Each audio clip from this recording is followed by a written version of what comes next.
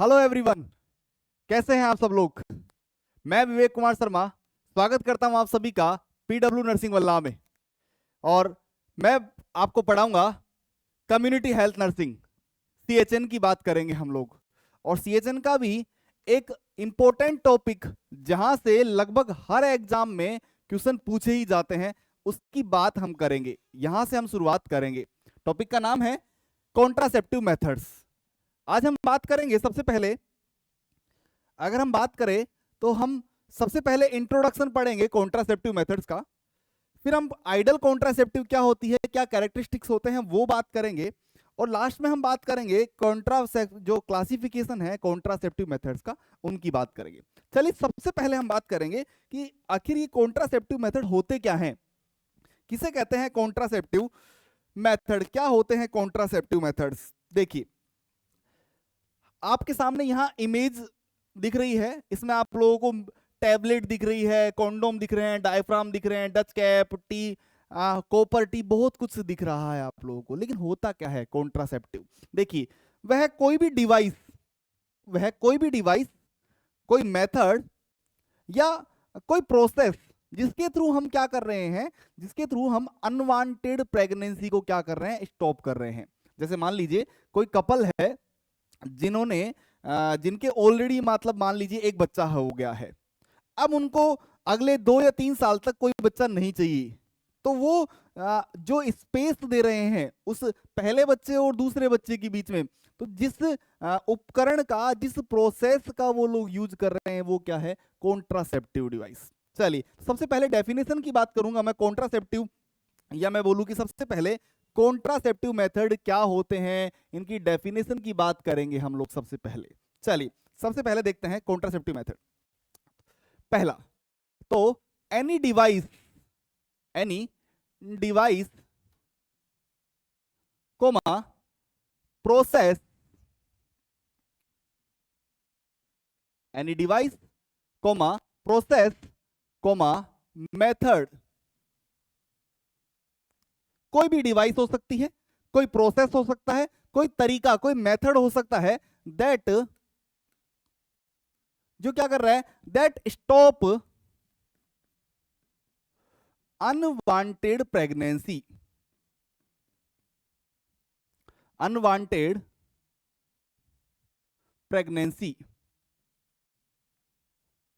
जो क्या कर रहा है, अनवांटेड प्रेगनेंसी को प्रिवेंट कर रहा है, रोक रहा है, स्टॉप कर रहा है, क्या कहलाता है, कॉन्ट्रासेप्टिव कहलाता है। नोन एज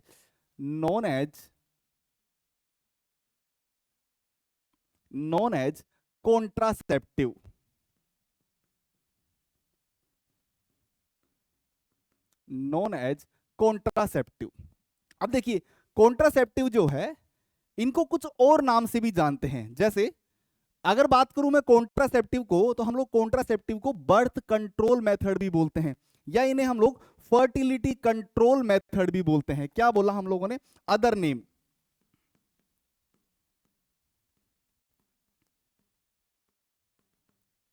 अदर नेम की बात करें हम लोग, तो अदर नेम अगर मैं बताऊं आप लोगों को, तो इन्हें हम लोग बर्थ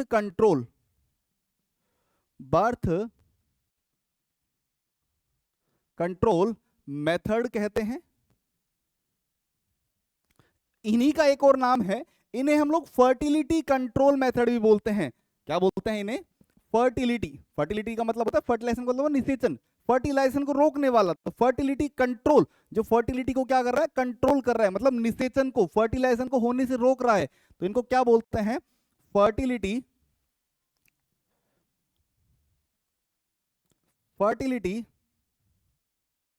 कंट्रोल मेथड। इन्हें क्या कहते हैं, इनका दूसरा नाम बर्थ कंट्रोल मेथड और फर्टिलिटी कंट्रोल मेथड भी है।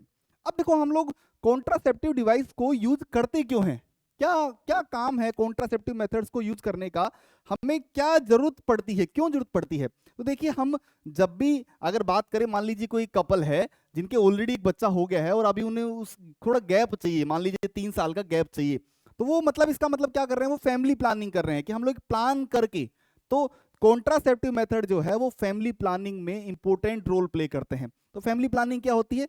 प्रिवेंशन एंड प्रमोशन फ्रॉम या प्रिवेंशन फ्रॉम अनवांटेड प्रेगनेंसी।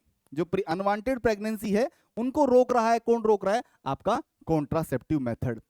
अब अगर बात करें फैमिली प्लानिंग की, हालांकि फैमिली प्लानिंग को हम लोग पूरा डिटेल से अलग पढ़ते हैं, लेकिन फैमिली प्लानिंग जब वर्ड आता है तो हम लोग एक बात कर लेते हैं यहाँ, प्रिवेंशन फ्रॉम कंसेप्शन, कि कॉन्सेप्शन से बचाने वाली जो डिवाइस है उसको क्या कहते हैं? कॉन्ट्रासेप्टिव। तो एक और डेफिनेशन की बात करूंगा यहाँ, प्रिवेंशन, या एक और जो इंपॉर्टेंट एक लाइन क्योंकि पूछी भी जाती है काफी एग्जाम्स में,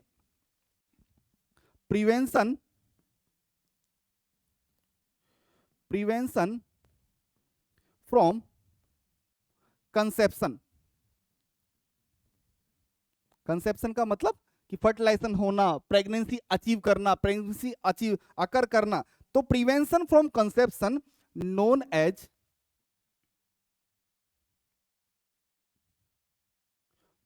एज कॉन्ट्रासेप्शन। कॉन्ट्रासेप्शन कहते हैं इसे, और ये इंपॉर्टेंट लाइन है। चलिए अब हम बात कर रहे थे फैमिली प्लानिंग की, तो अब एक इंपॉर्टेंट एक क्वेश्चन पूछा जाता है जिसकी हम लोग बात कर लेते हैं। देखिए क्या, फैमिली वेलफेयर प्रोग्राम सवाल पूछा जाता है, काफी बार नोट सेट में बहुत बार आ चुका है, उसके अलावा अदर सीएचओ एग्जाम्स में भी पूछा जाता है। क्या सवाल? देखिएगा, पहला स्टार पॉइंट लगा के लिख लीजिएगा, नेशनल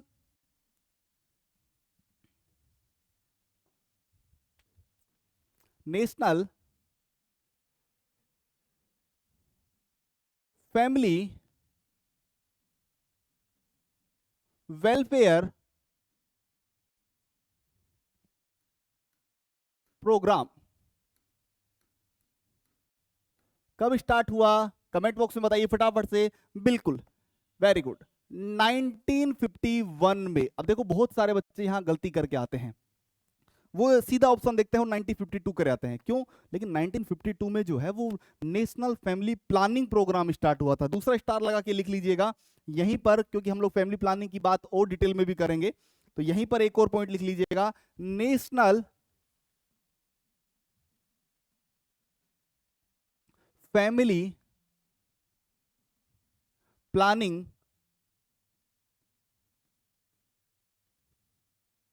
प्रोग्राम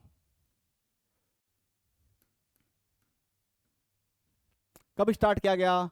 1952 में। और ये दोनों ही बहुत इंपॉर्टेंट है, याद रखिएगा, यहां से सवाल आते हैं, ये यहां से सवाल बहुत पूछे जाते हैं। नेशनल फैमिली वेलफेयर प्रोग्राम और नेशनल फैमिली प्रोग्राम जो है कब स्टार्ट हुआ। चलिए अब हम जब लोग कॉन्ट्रासेप्टिव की बात करते हैं तो हम लोग एक, जब कॉन्ट्रासेप्टिव, जब जैसे आज हम लोग मान लीजिए बाजार से कुछ सामान खरीदने जा रहे हैं, जैसे मान लीजिए आज आप एक कार खरीदने जा रहे हैं, ठीक है, तो आप उसमें क्या क्या कैरेक्टर्स देखेंगे कि साहब कार जो है, पहली बात तो अच्छा माइलेज दे, बिल्कुल साहब, दूसरा वो लुकिंग वाइज भी बहुत अच्छी हो, हाँ, मजबूत हो, स्ट्रोंग हो। तो वैसे ही एक कॉन्ट्रासेप्टिव जो मेथड है, कॉन्ट्रासेप्टिव जो डिवाइस है, उसके भी कुछ कैरेक्टरिस्टिक्स है कि मतलब ये कैरेक्टरिस्टिक्स उसमें अवेलेबल है, तो हम उसको आइडल कॉन्ट्रासेप्टिव कहते हैं। जैसे आइडल जैसे एक आइडल गांव होते हैं ना, जैसे आदर्श गांव बनाती है सरकार, बोल रही सब आदर्श गांव बनाएंगे हम, तो उसमें क्या कि अच्छा पानी, हाँ, अच्छी लाइट मिल रही है, सब कुछ सड़कें अच्छी हैं, सब कुछ, तो वो आइडल। वैसे ही कॉन्ट्रासेप्टिव भी, ये भी आइडल ही हम बोलेंगे। क्या कि कैरेक्टरिस्टिक्स ऑफ आइडल कॉन्ट्रासेप्टिव, के एक आइडल कॉन्ट्रासेप्टिव के क्या क्या कैरेक्टरिस्टिक होते हैं, उनकी बात हम लोग यहां करेंगे। चलिए देखते हैं एक आइडल कॉन्ट्रासेप्टिव के क्या क्या कैरेक्टरिस्टिक्स होते हैं, देखते हैं। सबसे पहले तो देखिए, मान लीजिए कोई अभी रिसेंटली कोई एक शादी हुई है, एक कोई कपल जो है उन्होंने शादी की है, अब उनको जो है कॉन्ट्रासेप्टिव यूज करना है, ठीक है, मान लीजिए उनको कोई मेल कॉन्डोम का यूज करना है, निरोध का यूज करना है, तो ऐसा थोड़ी ना है कि वो उस कॉन्ट्रासेप्टिव को खरीदने के लिए घर से जो है 40 किलोमीटर दूर जा रहे हैं, नहीं, ऐसा नहीं, तो फिर फायदा ही क्या है ना। तो पहला, इजीली अवेलेबल, कि जो कॉन्ट्रासेप्टिव है वो इजीली अवेलेबल होना चाहिए।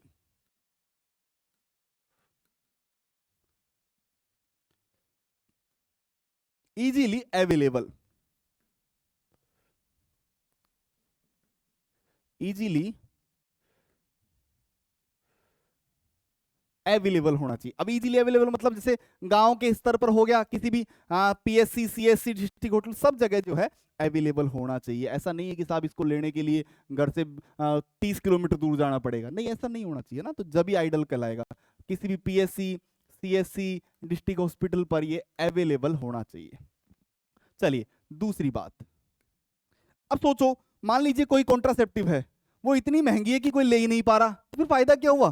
फिर कॉन्ट्रासेप्टिव का फायदा क्या हुआ? तो कॉन्ट्रासेप्टिव जो है वो इनएक्सपेंसिव होनी चाहिए, या मिनिमम कॉस्ट या फ्री ऑफ कॉस्ट होनी चाहिए। दूसरा क्या इसका कैरेक्टरिस्टिक है? इनएक्सपेंसिव, इनएक्सपेंसिव या मिनिमम कॉस्ट, या फिर फ्री ऑफ कॉस्ट जो है वो अवेलेबल होनी चाहिए, ताकि इसको हर कोई जो है वो ले सके, खरीद सके। हॉस्पिटल्स में फ्री में भी मिलती है ना, फ्री ऑफ कॉस्ट। चलिए तीसरी बात, जो कॉन्ट्रासेप्टिव है उनके यूज के लिए, अब जरूरी थोड़ी ना कि हर बार जब मान लीजिए कि कोई कॉन्ट्रासेप्टिव है उसके लिए मेडिकल सुपरविजन की, सब जब तक हॉस्पिटल जाके कॉन्ट्रासेप्टिव को यूज करो वहीं जाकर पहनना सीखो, नहीं। कॉन्ट्रासेप्टिव जो है वो मतलब सेल्फ यूज होने चाहिए, कि उनको पर्सन खुद ही यूज कर सके, उनके लिए किसी मेडिकल सुपरविजन की आवश्यकता नहीं होनी चाहिए। सेल्फ यूज या यूजर फ्रेंडली, सेल्फ यूज होने चाहिए, मतलब यूजर फ्रेंडली होने चाहिए। ये पूछा भी गया सवाल है। कैरेक्टरिस्टिक्स ऑप्शन 4 दे देता है, बताइए इनमें से कौन सा नहीं है, तो ऐसे करके पूछ लेता है। सेल्फ यूज या यूजर फ्रेंडली होना चाहिए, मतलब नो मेडिकल सुपरविजन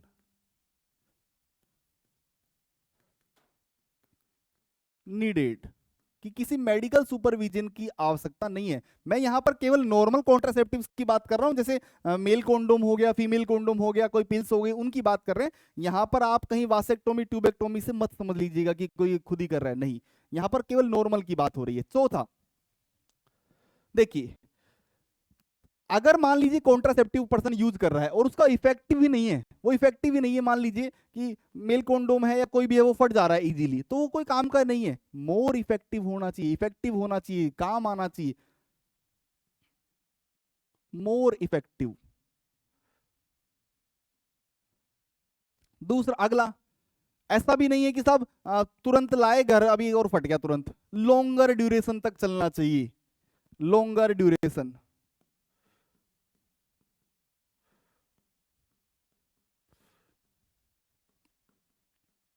मान लीजिए कि कोई कॉन्ट्रासेप्टिव है, उससे हमारे शरीर में एलर्जी हो गई, तो फायदा क्या हुआ कॉन्ट्रासेप्टिव का? तो मतलब कॉन्ट्रासेप्टिव में साइड इफेक्ट नहीं होने चाहिए, मिनिमम या नो साइड इफेक्ट। अगला कैरेक्टरिस्टिक्स है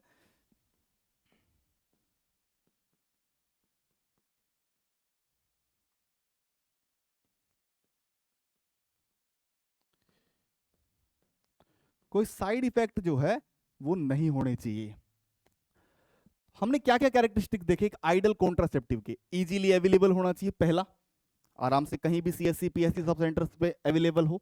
इनएक्सपेंसिव मतलब फ्री ऑफ कॉस्ट मिले, या तो या मिनिमम कॉस्ट, उसका कोई पैसा देना ना पड़े। सेल्फ यूज हो, कोई मेडिकल सुपरविजन की आवश्यकता उसमें नहीं हो।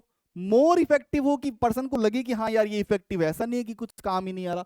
लॉन्गर ड्यूरेशन तक के लिए हो, और उसके अलावा मिनिमम और नो साइड इफेक्ट, उसके कोई साइड इफेक्ट नहीं हो। अब एक चीज और है, एक इंपॉर्टेंट और है कि रिवर्सिबल होना चाहिए। रिवर्सिबल का मतलब क्या होता है कि जैसे अभी पर्सन एक टाइम एक ड्यूरेशन के लिए उसको यूज कर रहा है, मान लीजिए किसी पर्सन ने जो है 2 महीने तक, कोई कपल ने 2 महीने तक मान लीजिए मेल कोंडोम और फीमेल कोंडोम का यूज किया।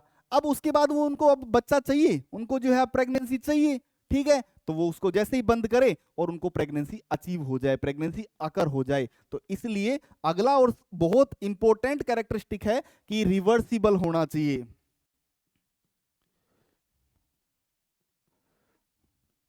रिवर्सिबल मतलब जब अगर बंद कर रहे, जब उसका कॉन्ट्रासेप्टिव का यूज करना बंद कर दे, तो फिर क्या हो जाए? तो प्रेगनेंसी अचीव हो जाए। क्या बोला हम लोगों ने? व्हेन, जब स्टॉप करे, when it use, when it's use stop pregnancy can achieve, pregnancy can achieve, कि प्रेगनेंसी को अचीव कर सके। ठीक है, तो ये सारे कैरेक्टरिस्टिक्स किसके हैं? ये सारे कैरेक्टरिस्टिक्स कॉन्ट्रासेप्टिव डिवाइस के हैं, कॉन्ट्रासेप्टिव मेथड के हैं। हमने एक एक को देखा, यहां से सवाल आते हैं, और सबसे ज्यादा इंपॉर्टेंट कौन सा है इनमें से, याद रखिएगा, रिवर्सिबल, क्योंकि पूछा जा चुका है, सीएचओ एग्जाम्स में काफी बार आता है, नोटसेट में पूछा जा चुका है। रिवर्सिबल की अगर रोकने पर इनमें से कैरेक्टर देता है, 4 ऑप्शन दे देगा, बता देगा इनमें से कौन सा कैरेक्टर नहीं है, 3 दे देगा, 1 गलत दे देगा, बताइए कौन सा ऑप्शन नहीं है, तो इजीली आपको बताना है। चलिए नेक्स्ट बात करते हैं। अब तक हम लोगों ने क्या देखा? 2 चीजें देख ली है। पहले हम लोगों ने देखी इसकी क्या, इसकी डेफिनेशन, कि कोई भी डिवाइस, प्रोसेस, मेथड जो क्या कर रहा है, अनवांटेड प्रेगनेंसी को क्या कर रहा है, प्रिवेंट कर रहा है, स्टॉप कर रहा है, उसको क्या कहते हैं? कॉन्ट्रासेप्टिव। 2 अदर नाम बताए, क्या? पहला नाम बर्थ कंट्रोल मेथड, दूसरा नाम क्या बोला? Fertility control method. आगे हमने बोला कि प्रिवेंशन फ्रॉम कंसेप्शन, उसको क्या बोलते हैं? Contraception, known as contraception. फिर हम लोगों ने national family welfare programme 1951, national family planning programme 1952, और फिर हम लोगों ने क्या बताए? कैरेक्टरिस्टिक्स बताए किसके? कॉन्ट्रासेप्टिव के। Easily available, user friendly, inexpensive, more effective, longer duration, less side effect या मिनिमम साइड इफेक्ट, और रिवर्सिबल। यहां तक की बात हम लोगों ने की, उम्मीद है आप लोगों को यहां तक बिल्कुल क्लियर हो रहा होगा। चलिए नेक्स्ट अगली बात करते हैं। अब हम बात करेंगे कि कॉन्ट्रासेप्टिव का क्लासिफिकेशन, की कॉन्ट्रासेप्टिव किस तरीके से होते हैं, क्या क्या टाइप्स होते हैं।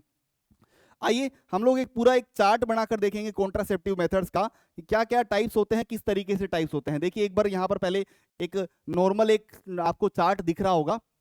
कॉन्ट्रासेप्टिव मेथड्स 2 तरीके से, एक स्पेसिंग मेथड, एक टर्मिनल मेथड, एक बैरियर मेथड, स्पेसिंग में बैरियर मेथड, फिर इंट्रायूटेराइन, हार्मोनल, पोस्ट का आपका कॉन्सेप्टिव मेथड, और मिसेलिनियस, और इधर आता है वासेक्टोमी और ट्यूबेक्टोमी। ये चार्ट से थोड़ा सा क्लियर नहीं हो पाएगा, हम एक चार्ट यहाँ खुद बना के देखेंगे, जिससे हमको डिटेल में समझ में आएगा कि हम लोग आगे क्या क्या पढ़ने वाले हैं। हम लोग पढ़ेंगे पूरे टाइप्स कि कॉन्ट्रासेप्टिव मेथड का क्लासिफिकेशन किस तरीके से होता है, टेम्पररी मेथड क्या होते हैं, परमानेंट मेथड क्या होते हैं, इमरजेंसी मेथड क्या होते हैं। आइए मेरे साथ, चलिए सबसे पहले हेडिंग डाल लेते हैं, क्लासिफिकेशन ऑफ कॉन्ट्रासेप्टिव मेथड्स। यहां हम लिख देते हैं कॉन्ट्रासेप्टिव मेथड।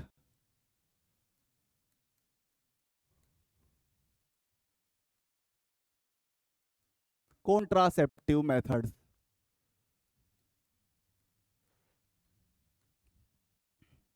हम लोग एक पूरा चार्ट बनाएंगे, आप लोग साथ के साथ में एक चार्ट बनाते चलिए। देखिए नोट्स जितने अच्छे होंगे उतना आप लोगों को पढ़ने में मजा आएगा, इसलिए अच्छे से नोट्स बनाइए, अच्छा होगा। चलिए अब बात करते हैं 3 तरीके के कॉन्ट्रासेप्टिव मेथड्स के बारे में। सबसे पहले पहला मेथड होता है टेम्पररी मेथड।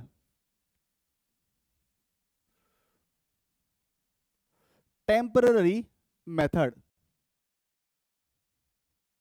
क्या है? टेम्पररी मेथड अभी देखते हैं, पहले हम बता देते हैं। टेम्पररी जो केवल कुछ समय के लिए, केवल कुछ समय के लिए हम लोग यूज कर रहे हैं, फिर उसके बाद जैसे ये हम बंद करेंगे और प्रेगनेंसी अचीव हो जाएगी। दूसरा मेथड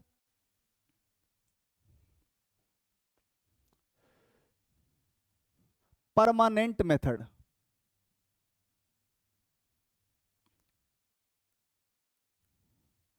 परमानेंट मेथड की भैया आपने एक बार इन मेथड्स को यूज कर लिया तो अब रिवर्स पॉसिबल नहीं है। वासेक्टोमी, ट्यूबेक्टोमी करवा ली तो अब रिवर्स होना पॉसिबल नहीं है। इनके लिए रिवर्सिबल जो कैरेक्टर था वो लागू नहीं होता परमानेंट वाले के लिए। परमानेंट के लिए बहुत कम कैरेक्टर्स जो है वो लागू होते हैं। चलिए तीसरा मेथड, तीसरा इमरजेंसी मेथड।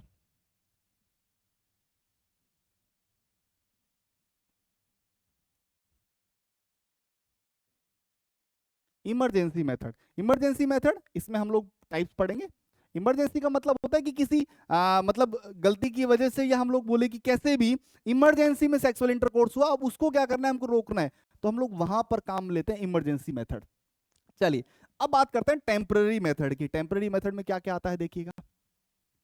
टेम्पररी मेथड में सबसे पहले आता है नेचुरल मेथड। सबसे पहले आएगा नेचुरल मेथड। नेचुरल मेथड की बात करूंगा मैं आप लोगों से पूरे डिटेल में, 6 टाइप्स पढ़ेंगे नेचुरल मेथड के, यहां हम लोग लिखेंगे भी। दूसरा हम पढ़ेंगे बैरियर मेथड। देखो ये चार्ट से हमको ये फायदा होगा कि हम लोगों को पहले ही पता लग जाएगा कि हम क्या क्या पढ़ने वाले हैं, ताकि आपके मन में एक इमेज क्लियर हो कि हम लोगों ने कहां से शुरू किया था और कहां तक खत्म करेंगे हम लोग। Barrier method. तीसरा आईयूडी, इंट्रा यूटेराइन डिवाइसेस, इनके बारे में हम लोग बात करेंगे। चौथा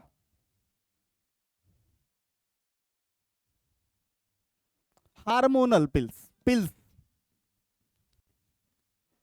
हार्मोनल मेथड, जिनमें हम लोग पिल्स की बात करेंगे। देखिए और देखते हैं थोड़ा सा नेचुरल मेथड में हम लोग क्या क्या देखेंगे। नेचुरल मेथड में हम लोग 6 टाइप्स देखेंगे, यहां पर शॉर्ट में हम लोग नाम लिख देते हैं।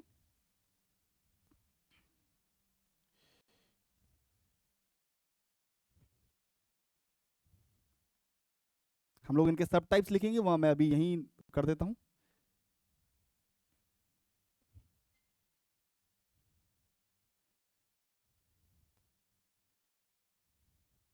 देखिए हम क्या क्या पढ़ने वाले हैं।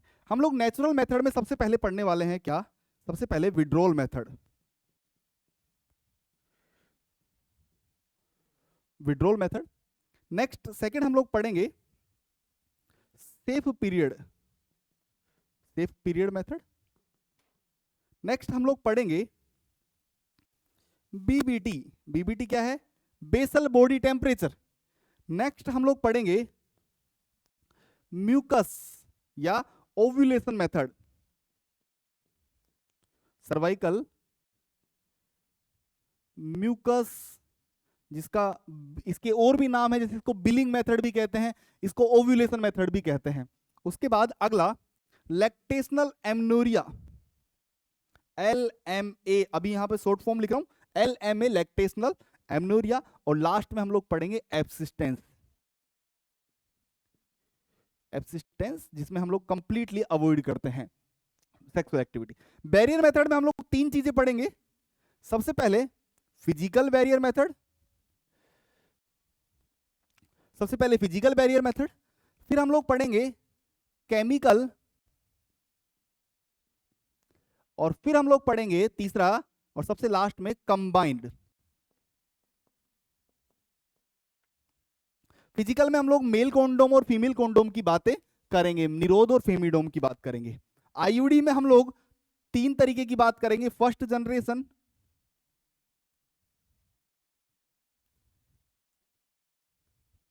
सेकंड जनरेशन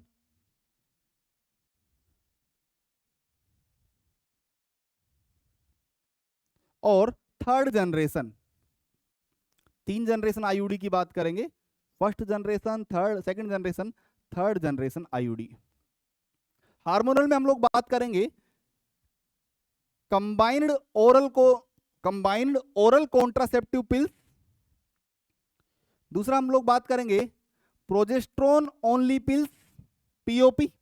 सीओसी का मतलब है कंबाइंड ओरल कॉन्ट्रासेप्टिव। मैं इनकी फुल फॉर्म लिखूंगा, आप टेंशन मत लीजिएगा, हम लोग इनकी पूरी डिटेल में फुल फॉर्म लिखेंगे। अभी हम लोग केवल एक चार्ट बना रहे हैं कि हम लोग आगे क्या पढ़ने वाले हैं, वो बना रहे हैं हम लोग। तो combined oral contraceptive pills, progesterone only pills,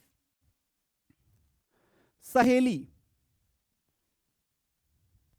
उसके बाद हम लोग पढ़ेंगे इमरजेंसी पिल्स।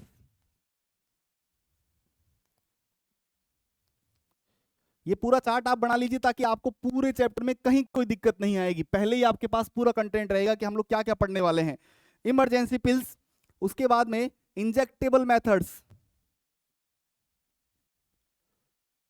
इंजेक्टेबल मेथड्स, और उसके बाद में छठा नंबर है सबडर्मल, सब डर्मल मेथड्स। ये सब चीजें किस में पढ़ेंगे हम लोग, हार्मोनल में। चलिए नेक्स्ट चलते हैं हम लोग, नेक्स्ट बात करेंगे आपसे परमानेंट मेथड के क्या टाइप्स होते हैं। परमानेंट मेथड के 2 टाइप्स होते हैं, एक होता है वासेक्टोमी,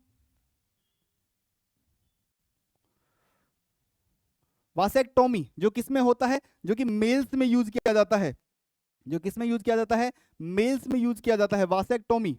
और सेकंड होता है ट्यूबेक्टोमी, सेकंड जो है ट्यूबेक्टोमी। ट्यूबेक्टोमी जो किस में काम में लिया जाता है, जो फीमेल्स में काम में लिया जाता है। और लास्ट में हम लोग पढ़ेंगे इमरजेंसी मेथड, जहां पर हम लोग आईयूडी और कुछ पिल्स के बारे में देखेंगे। ये हम लोग पूरा चार्ट जो है आप लोगों के सामने दिख रहा है, ये हम करेंगे कंप्लीट कॉन्ट्रासेप्टिव मेथड्स के बारे में बात।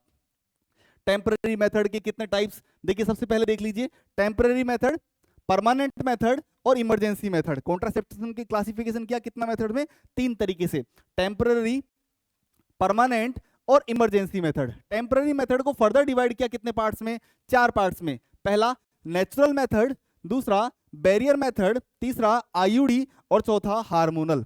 हमने नेचुरल मेथड के 6 टाइप लिखे, कौन कौन से, withdrawal, safe period, calendar period भी बोलते हैं, कैलेंडर रिदम भी बोलते हैं, रिदम मेथड भी बोलते हैं। तीसरा BBT, basal body temperature, cervical mucus thickening या बिलिंग मेथड भी बोलते हैं, एलएमए, लैक्टेशनल एमनोरिया और एब्सिस्टेंस। बैरियर मेथड में 3, फिजिकल, केमिकल, कंबाइन। आईयूडी में फर्स्ट जनरेशन, सेकंड जनरेशन और थर्ड जनरेशन। हार्मोनल में कंबाइन ओरल कॉन्ट्रासेप्टिव पिल्स, आपका प्रोजेस्टेरोन ओनली पिल्स, सहेली, इमरजेंसी पिल्स, इंजेक्टेबल और सबडर्मल, और यहां पर वासेक्टोमी और ट्यूबेक्टोमी। उम्मीद है आप लोगों को ये चार्ट से एक इमेज क्लियर हो गई होगी कि हम अब आगे क्या बात करेंगे। अब हम सबसे पहले स्टार्ट करेंगे टेम्पररी मेथड, और टेम्पररी मेथड में भी सबसे पहले क्या स्टार्ट करेंगे, नेचुरल मेथड। चलिए आइए, सबसे पहले हम बात करेंगे किसके बारे में, टेम्पररी मेथड का। और टेम्पररी मेथड का मतलब ही क्या होता है कि एक शॉर्ट ड्यूरेशन के लिए यूज करना। तो इसमें क्या लिखेंगे हम, टाइप्स ऑफ टेम्पररी मेथड में बात करेंगे हम लोग कि टेम्पररी मेथड का मतलब ही क्या है कि ऐसे मेथड जिनको शॉर्ट टाइम के लिए क्या करना, यूज करना।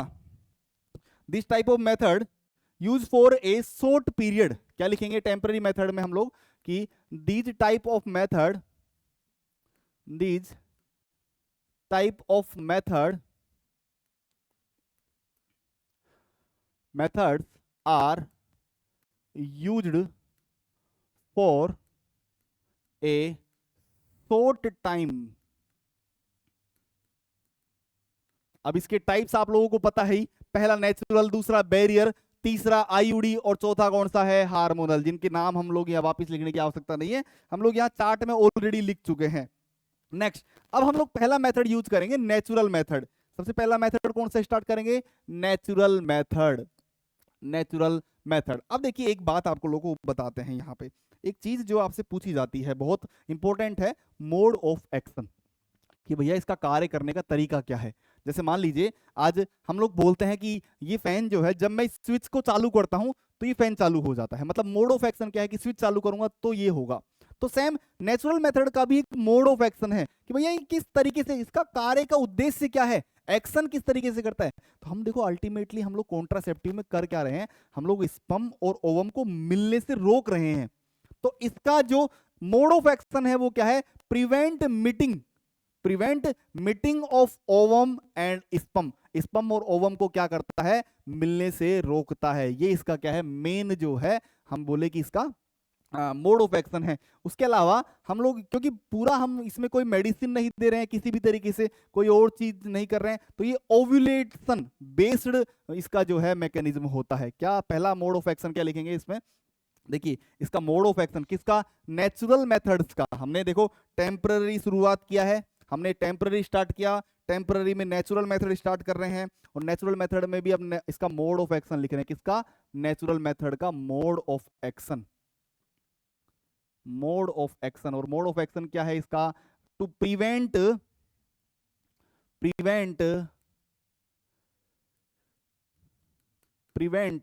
Meeting of sperm and ovum. देखो हम लोग मोड ऑफ एक्शन सबका लिखेंगे, बैरियर में भी लिखेंगे, हम आईयूडी का भी लिखेंगे, हम हार्मोनल का भी लिखेंगे, सबका मोड ऑफ एक्शन हम लिखेंगे, ठीक है। Mode of action prevent meeting of sperm and ovum, कि भैया हम लोगों को करना क्या है, हम लोगों को स्पर्म और ओवम को रोकना है। यही तो हमारे कॉन्ट्रासेप्टिव में जो मेथड है, जो कॉन्ट्रासेप्टिव डिवाइस है, उसका मेन उद्देश्य क्या है कि हमको इनको रोकना है, मिलने से रोकना है। और ये कैसा है, ये ओव्यूलेशन बेस होता है। ये मेथड्स जो नेचुरल मेथड्स जो हैं ये ओव्यूलेशन बेस होते हैं। नेचुरल मेथड्स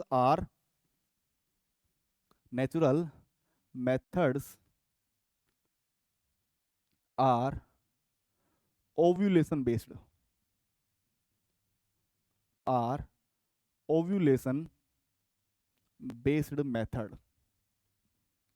ये पूरी तरीके से अभी आपको समझ में आएगा कि ओव्यूलेशन मेथड कैसे है, क्योंकि ये पूरी तरीके से ओव्यूलेशन पर ही डिपेंड करेगा कि किसी में ओव्यूलेशन कब हो रहा है, किसी में ओव्यूलेशन कब हो रहा है। चलिए शुरुआत करते हैं नेचुरल मेथड का पहला टाइप। मतलब आप इधर देखिए चार्ट, आपका नजर चार्ट पे होना चाहिए। नेचुरल मेथड का फर्स्ट टाइप कौन सा था? Withdrawal method. तो पहली हेडिंग डाल लीजिएगा कौन सी? Withdrawal method, natural method. और अब उसके भी टाइप्स पढ़ेंगे। सबसे पहला मेथड कौन सा है हमारा? विड्रोल मेथड, जिसके और भी नाम है, नाम पूरे लिख लीजिए। देखिए क्या है विड्रोल मेथड। इसका दूसरा नाम क्या है? कोइटस इंटरप्ट या पुल आउट मेथड। देखो होता क्या है, समझिएगा, बात को ध्यान से समझिएगा। विड्रोल मेथड कि जस्ट क्या बोल रहे हैं हम लोग कि सेक्सुअल इंटरकोर्स में जो है इजाकुलेशन से जस्ट पहले पेनिस को वेजाइना से पुल्ड आउट कर लेना। क्या बोल रहे हैं? इजाकुलेशन से पहले विड्रोल कर लेना, सेक्सुअल इंटरकोर्स चल रहा है, ठीक है, ऐसे समझिए। सेक्सुअल इंटरकोर्स चल रहा है, कोइटस का मतलब है ना, कोइटस इंटरप्ट। सेक्सुअल इंटरकोर्स चल रहा है, उसमें इंटरप्ट कर दिया। इंटरप्ट क्या? कि पेनिस को पहले ही बाहर निकाल लिया। तो डेफिनेशन क्या होगी? पहले तो इसका इस मतलब समझिएगा क्या कि पुल्ड आउट या विड्रोल ऑफ पेनिस, हम ऐसे लिख देते हैं, withdrawal of penis, withdrawal of penis, withdrawal of penis from vagina, withdrawal of penis from vagina just before ejaculation. कि इजाकुलेशन से पहले, कि इजाकुलेशन से पहले पेनिस को क्या कर लेना? पेनिस को जो है वो वेजाइना से बाहर निकाल लेना, पुल्ड आउट कर लेना, विड्रोल कर लेना, इंटरप्ट डाल देना। क्या कहलाता है आपका? विड्रोल मेथड कहलाता है।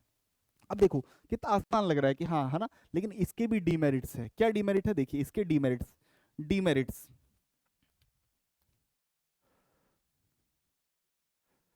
डीमेरिट्स क्या डीमेरिट है इसके? देखिए इसके भी डीमेरिट्स, इसके डीमेरिट्स देखिए क्या है इसका डीमेरिट? इसके डीमेरिट है कि इजाकुलेशन से पहले, जब सीमन निकलता है उससे पहले जो प्री इजाकुलेटरी फ्लूइड रहते हैं, जो प्री इजाकुलेटरी फ्लूइड होता है, जो लुब्रिकेशन में हेल्प करता है, उसमें भी स्पर्म रहने की पॉसिबिलिटी होती है। तो अब मान लीजिए कि हम तो पूरा प्रिपेयर है कि ठीक है इजाकुलेशन से पहले पेनिस को निकाल लिया जाएगा, लेकिन प्री इजाकुलेटरी फ्लूइड में स्पर्म हुए तो फिर तो प्रेगनेंसी अचीव हो जाएगी ना। तो क्या हो सकता है? इन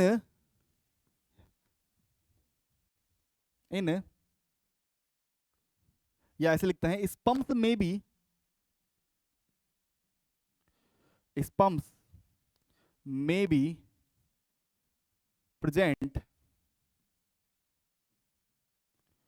इन प्री इजाकुलेटरी,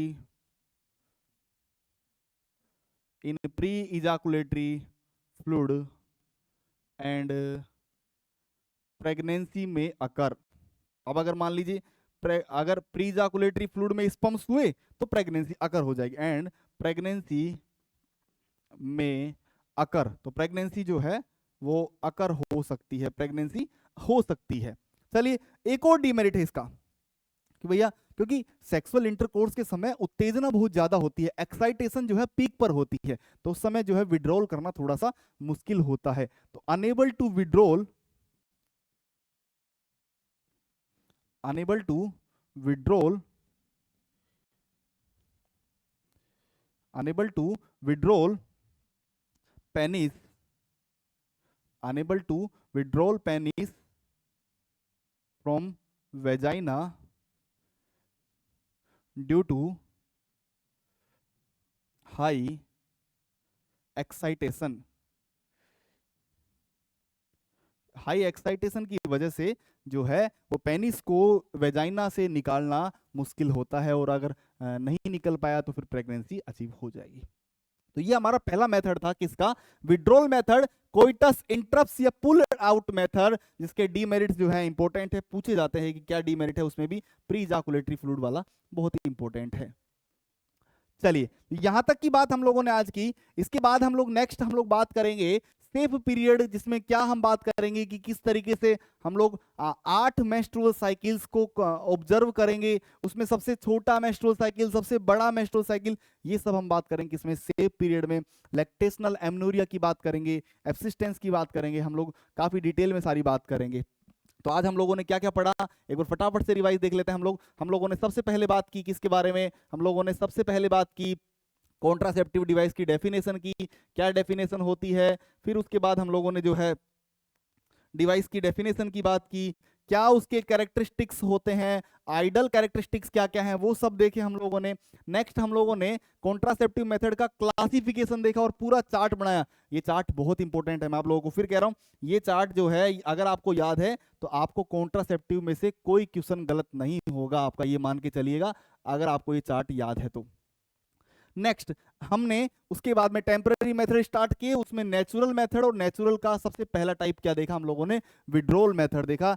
यहां तक की बातें आज हम लोगों ने की, उम्मीद है आप लोगों को यहां तक समझ में आया होगा। नेक्स्ट हम लोग बात करेंगे सेफ पीरियड, बीबीटी और इसके अदर टाइप्स के बारे में। Thank you so much all, thank you.